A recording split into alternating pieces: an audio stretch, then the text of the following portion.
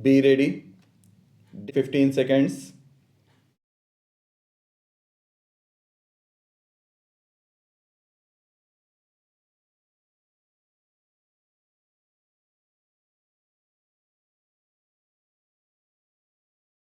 Mr.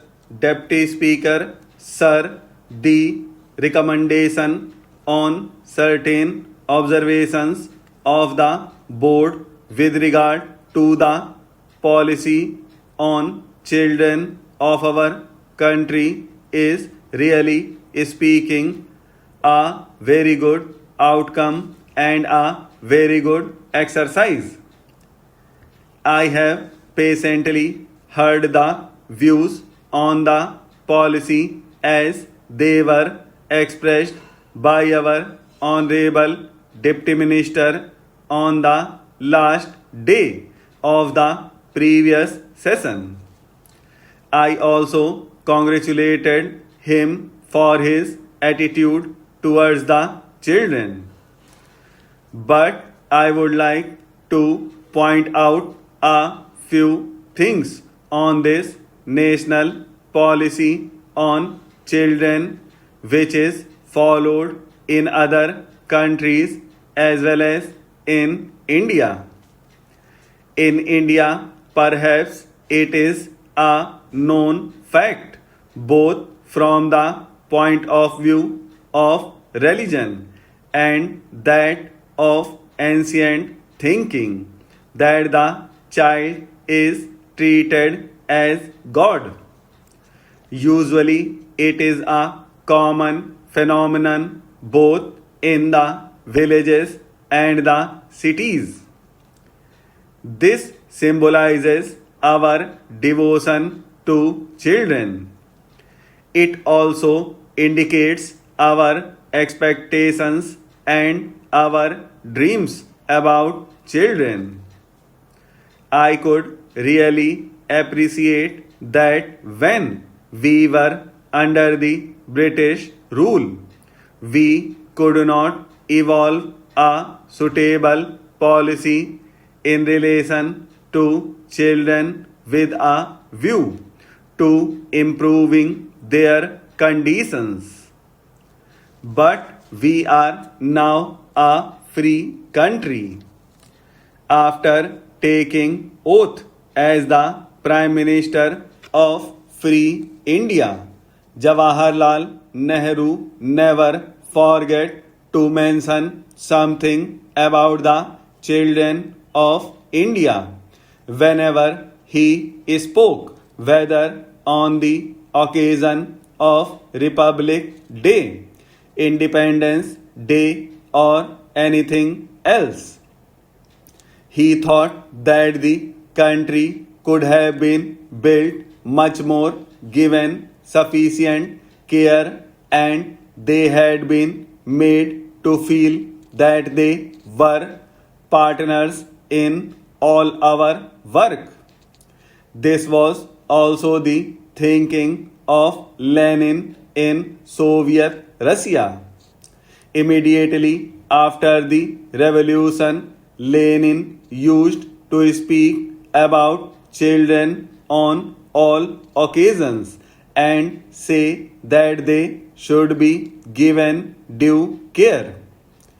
This resulted in the formation of the Young Pioneers Group for children between the ages of 6 and 14 in Soviet Union and other socialist countries.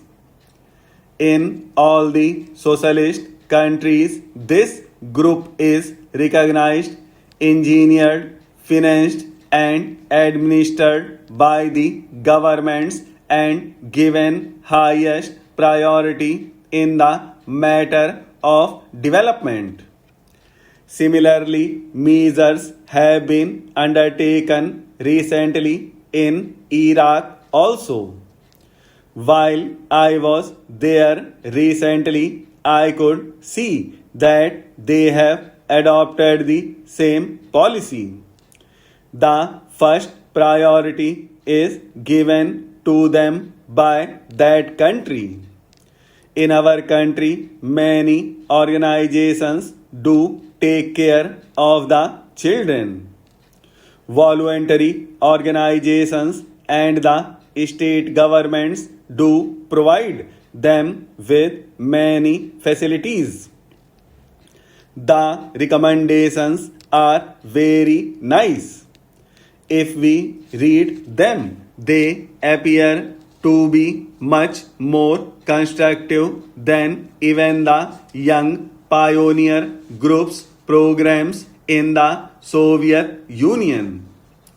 But in actual practice, nothing has been done because of lack of funds.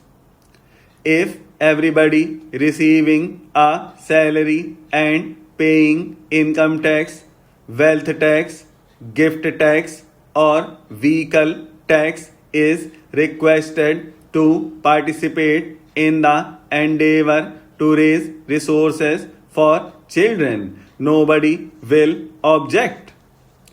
If the general masses pay 5 paisa per individual per year, we can have a very sizable budget and a very constructive and comprehensive policy, both at the center and in the states.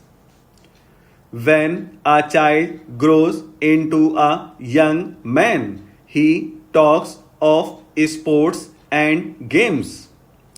Look at the budget allocation for sports and games, which would help the development of the mental and physical potential of the young of our country. It is a small amount in comparison to what they spend in Middle Eastern countries. In a country having 100 crores of people, that is the second largest population in the world, children and youth are not given any financial expenditure support by the government. There is no compulsory item of expenditure for the promotion of the moral and cultural talents of the children in the national sphere. This work has to depend on some social organizations. I do not object to the participation of voluntary organizations, but I do feel that when a country proclaims itself to be a socialist country or a country on its march towards socialism, the looking after the youth and children should be the basic pillar of the policy of the country. What is the position in our country? The children are badly neglected. They do not know even their own parents. In the words of Jawaharlal Nehru, when a child is born in this country, it should consider the country as its mother and the country should consider the children as their own. Do our children think of our country in that way now? Today, the looking after of children is done by the father of a church because they feel that is the way to serve God. Sometimes we give them prizes or we recommend their names to the United Nations organization or other authorities for the award of Nobel or some other prize. But do you think that a country like ours should depend on a father of a church for the welfare of our children? The moment a child is born in our country, it should be the responsibility of the country under our constitution and the rule of law as it obtains today.